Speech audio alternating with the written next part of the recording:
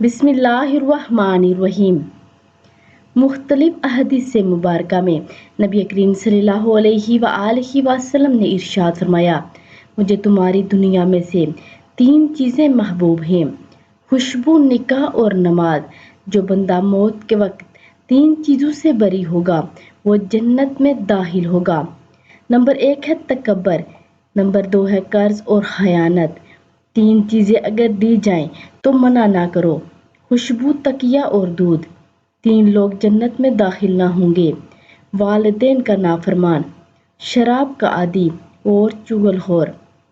3 لوگوں کو اللہ تعالیٰ عرش کے سائے میں رکھے گا، بھوکے کو کھانا کھلانے والا، تکلیفوں کے باوجود وضو کرنے والا، اندھیرے میں پیدل مسجد تک جانے والا۔